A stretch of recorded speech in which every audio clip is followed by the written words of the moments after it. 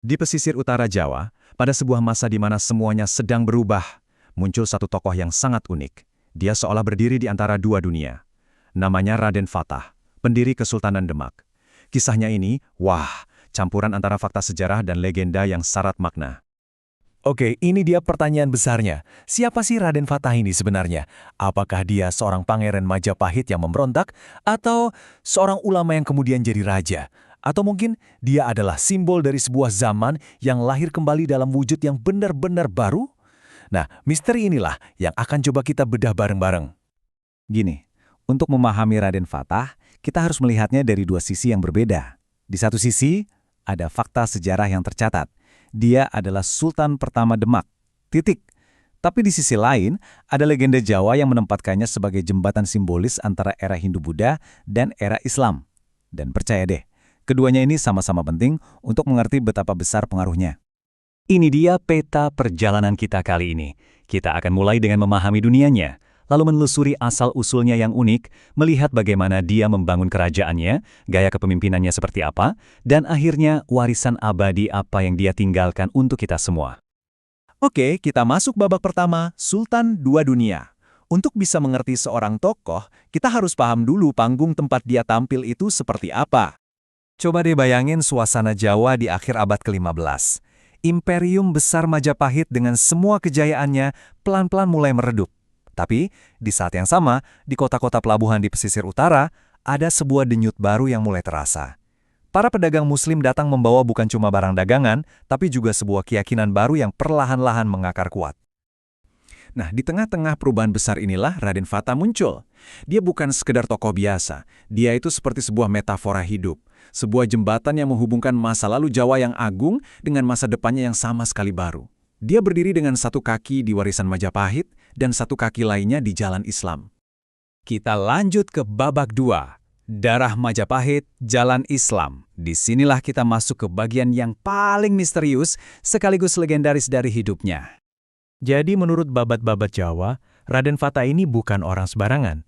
Dia disebut-sebut punya darah biru sebagai putra dari Prabu Brawijaya V, raja terakhir Majapahit.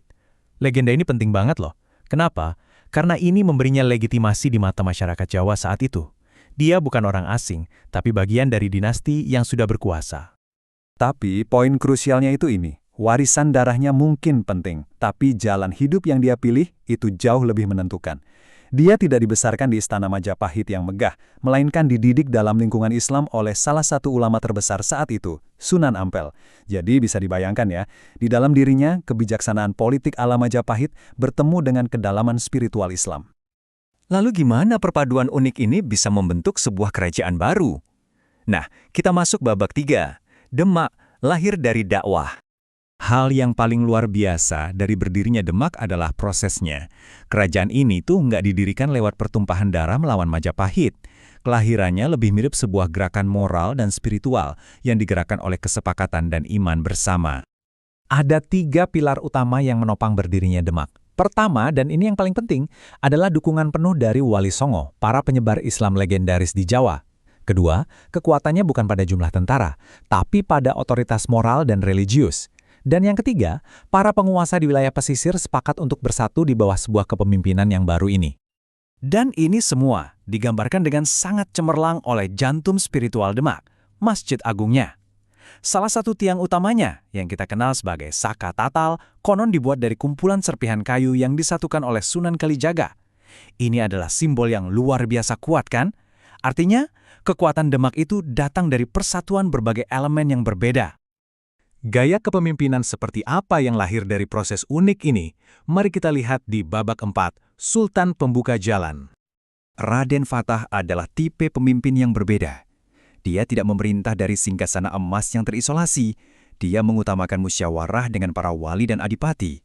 Islam disebarkan melalui dakwah yang damai, bukan dengan pedang. Dia juga memperkuat ekonomi dengan fokus pada perdagangan maritim. Dan yang paling penting, dia tidak menghapus tradisi Jawa begitu saja. Justru, dia mencari cara yang cerdas untuk menyeimbangkannya dengan ajaran Islam. Contohnya, lihat saja arsitektur Masjid Agung Demak. Atapnya itu tumpang, khas Jawa, bukan kubah. Ini bukti nyata bagaimana yang baru dan yang lama bisa bersinergi dengan indah.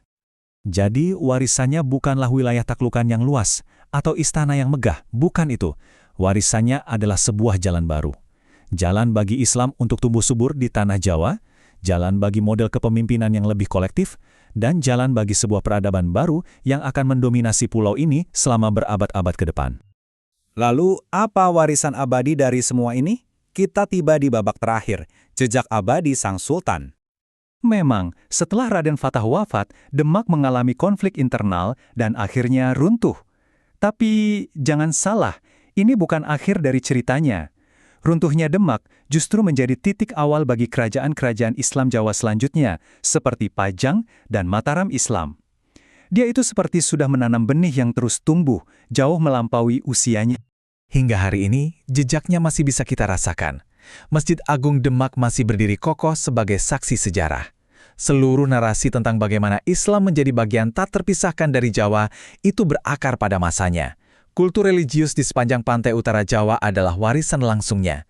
Singkatnya, dia adalah tokoh utama dalam drama besar transisi budaya Jawa. Jadi, apa sih yang bisa kita ambil dari kisah Raden Fatah? Pertama, perubahan besar itu tidak selalu harus lahir dari kekerasan. Kedua, yang baru tidak harus memusnahkan yang lama. Tradisi dan inovasi bisa banget jalan seiringan. Dan yang ketiga, kepemimpinan yang sesungguhnya itu diukur dari kebijaksanaan dan pengaruh moral, bukan dari kemewahan dan kekuasaan absolut. Kisah Raden Fatah ini meninggalkan kita dengan sebuah pertanyaan yang mendalam. Kalau bukan pedang atau paksaan, lalu kekuatan apa yang sesungguhnya mampu mengubah arah sejarah sebuah peradaban? Mungkin jawabannya ada pada konsensus, kebijaksanaan, dan kemampuan untuk menjadi sebuah jembatan, bukan tembok.